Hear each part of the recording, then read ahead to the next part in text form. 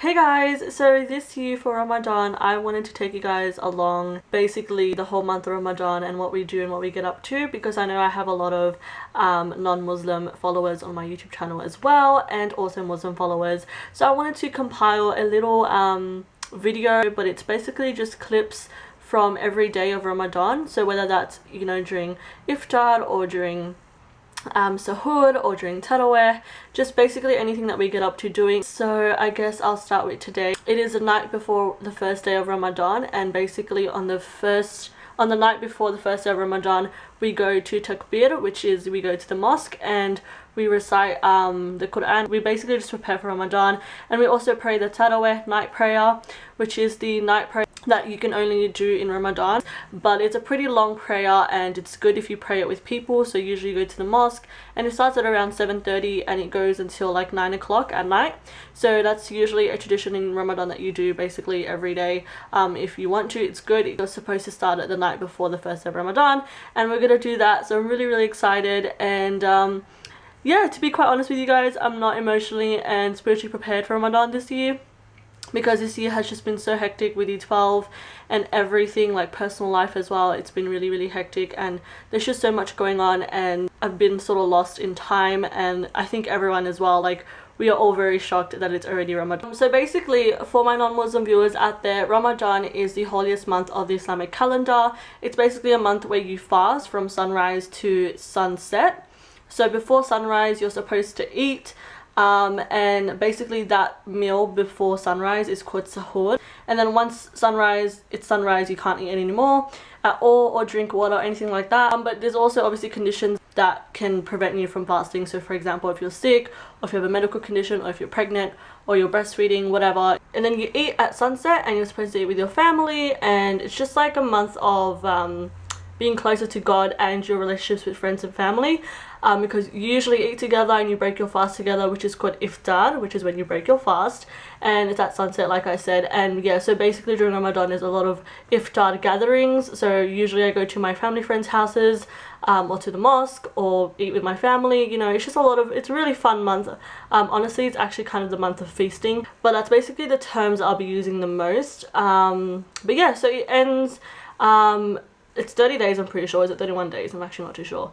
But it starts tomorrow, and when it ends you have Eid, which is you celebrate because you finish Ramadan. You know, Ramadan is usually a hectic month, and you basically celebrate and you feast and you pray in the morning, and then you dress up, you wear your best clothes. Some people have open houses, and we all eat and just feast. Like, it's just all about eating, basically. I hope we all have a blessed Ramadan this year, and alhamdulillah that we all get to experience this month. Also, again, for my non-Muslim viewers, the purpose of Ramadan is to also feel for the poor and just understand their position, be more grateful for what we have. I guess that's why it's a blessed month, because we just come to gratitude with God, and we're just closer with God, and it's just a time for us to just step back from the world and just take some time and just emotionally and spiritually reconnect with God and ourselves as well. Because like I said, I got really lost this year. I mean, it's already June and I don't even know, like, my mind's just spinning. So it's just a really good time to just take a deep breath and just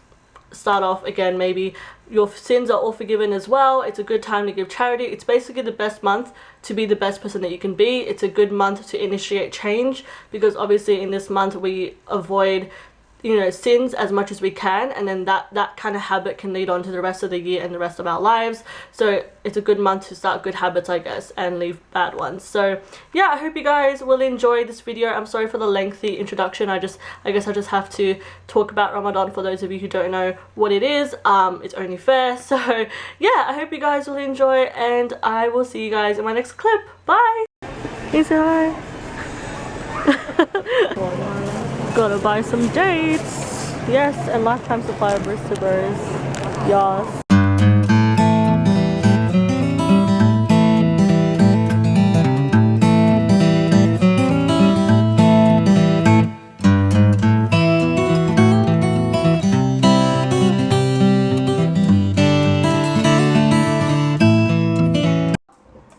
Can you not? You can edit that out, right?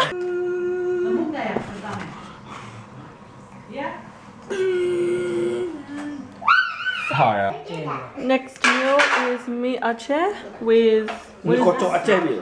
Mie kocok Aceh, which is like a noodle thing from Indonesia, and some cucumbers, and I don't know what that is, but it's like a mix of onions and chili and cucumber.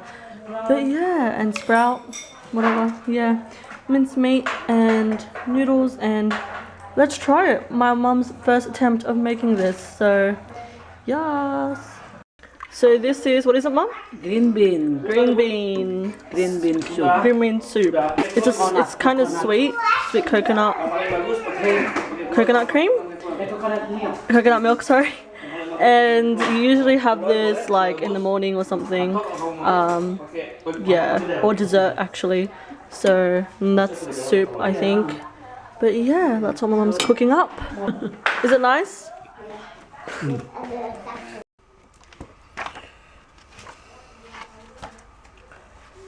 أعوذ بالله من الشيطان الرجيم بسم الله الرحمن الرحيم. So I just wanted to share a little tip that I have if you struggle with reading the Quran like I do. I struggle and I feel like I get the letters wrong and mixed up and whatnot. So when I'm unsure of a particular verse, I will go on the app Quran Majid that you can get on your Mac, your laptop.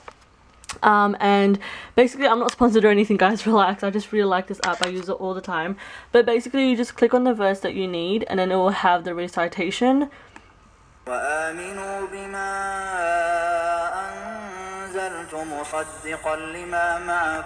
that's an example there. That's from Al-Baqarah.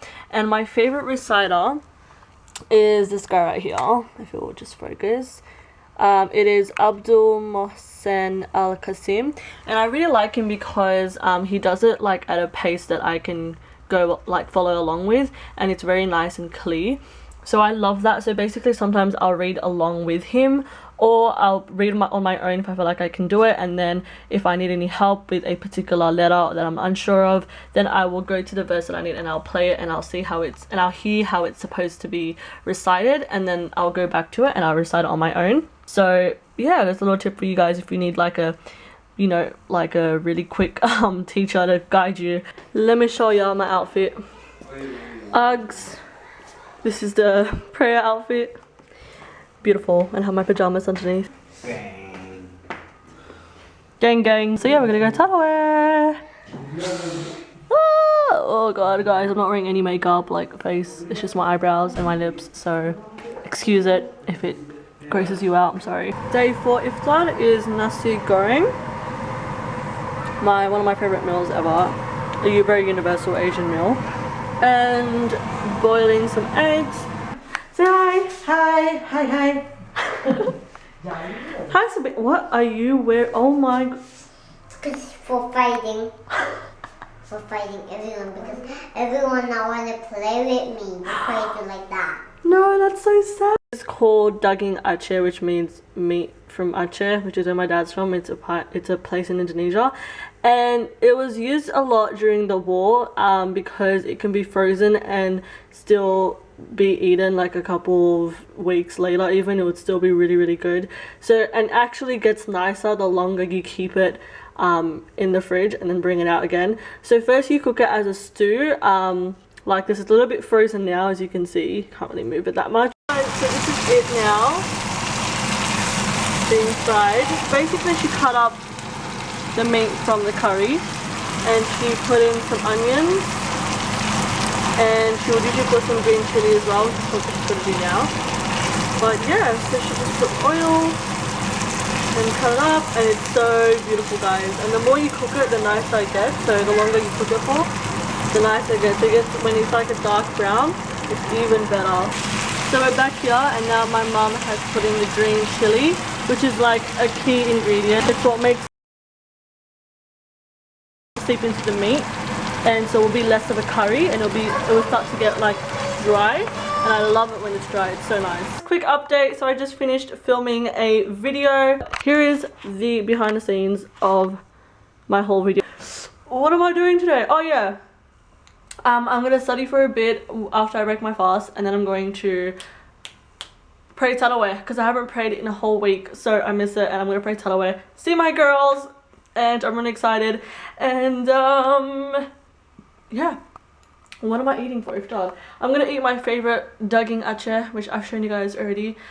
It's not the proper name for it, guys, that's just what I call it. I don't even know the proper name for it, to be honest. I should know, but anyway, yeah, I'm just walking around the house. I don't know how the lighting looks. I'm gonna have to clean this up really quickly before my parents come, because they hate it when the house is a mess, especially if it's my fault. So I'll talk to you guys in a bit. Bye. So mum came back with one of my favorite foods ever. I don't know what it's called.